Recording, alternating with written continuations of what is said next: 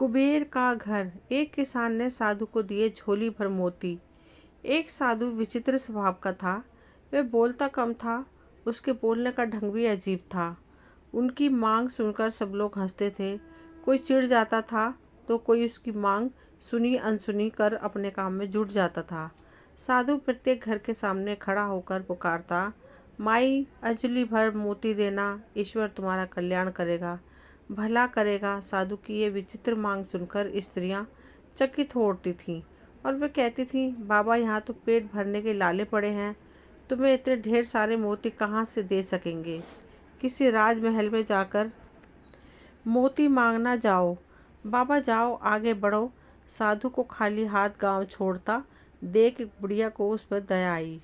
बुढ़िया ने साधु को पास बुलाया। उसकी हथेली पर एक नन्हा सा मोती रखकर वह बोली, साधु महाराज, मेरे पास अंजलि भर मोती तो नहीं है। नाक की नथनी टूटी तो यह एक मोती मिला, मैंने इसे संभाल कर रखा था। ये मोती ले लो, मेरे पास एक मोती है। मेरे गांव से कोई खाली नहीं जाना चाहिए, इसलिए तुम्हें सौंप रही हूँ। कृपा करके इसे स्वीकार करें, हमारे गांव से खाली हाथ मत जाओ। बुढ़िया के हाथ का नन्हा सा मोती देखकर साधु हंसने लगा। उसने कहा, माता जी, यह छोटा मोती मैं अपनी फटी हुई झोली में कहाँ रखूं? इसे आप अपने ही पास रखना। ऐसा कहकर साधु उस गांव के बाहर निकल पड़ा। दूसरे गांव में आकर साधु प्रत्येक घर के सामने खड़ा होकर पुकारने लगा, माता जी, प्याली भर मोती देना, ईश्वर तुम्हारा कल्याण करेगा। साधु की यह विचित्र मांग सुनकर वहां की स्त्रियां भी अचंभित हो उठी। वहां भी साधु को प्याली भर मोती नहीं मिले। अंत में निराश होकर वह वहां से भी खाली हाथ जाने लगा। उस गांव के एक छोर में किसान का एक ही घर था। वहां मोती मांगने की चाह उसे घर के सामने ले आई। माता जी, प्याली भर मोती देना, ईश्वर तुम्हारा भला करेगा। साधु ने पुकार लगाई। किसान सहसा बाहर आया। उसने साधु के लिए ओसारे में चादर बिछाई और साधु से विनती की कि साधु महाराज पधारिए, विराजमान होइए। किसान ने साधु को प्रणाम किया और मुड़कर पत्नी को आवाज दी, लक्ष्मी, बाहर साधु जी आए हैं, इनके दर्शन कर लो। किसान की पत्नी तुरंत बाहर आई। उसने साधु जी के पांव धोकर दर्शन किए।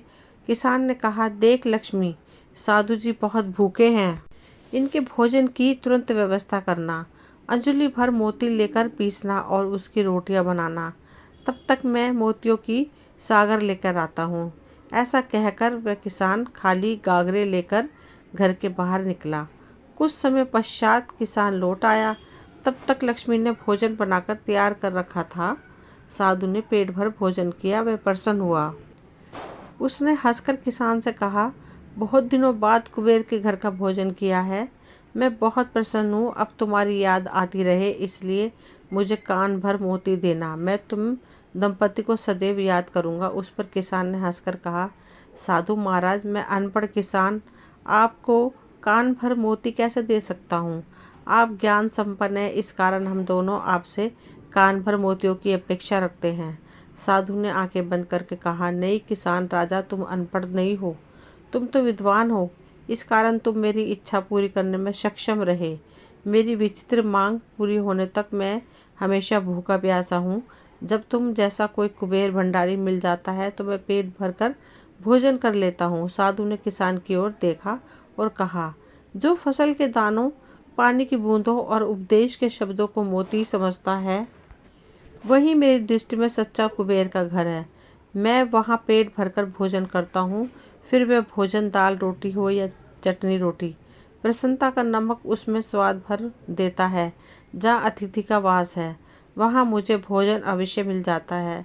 अच्छा, अब मुझे चलने की अनुमति दे, ईश्वर तुम्हारा कल्याण करे। किसान दंपति को आशीर्वाद देकर साधु महाराज आगे चल पड़ा। पृथ्वी पर तीन ही रत्न है, जल, अन्न और शुभाषित। मूर्ख व अज्ञानी लोग ही पत्थर के टुकड़े, हीरे, मोती, माणिक्य आदि को रत्न कहते हैं। दोस्तों, ये कहानी कैसी लगी आपको? अगर पसंद आए तो प्लीज़ कमेंट बॉक्स में ज़रूर बताइएगा। मिलती हूँ अगली कहानी में। तब तक के लिए थैंक यू। प्लीज़ चैनल को सब्सक्राइब ज़रूर करना।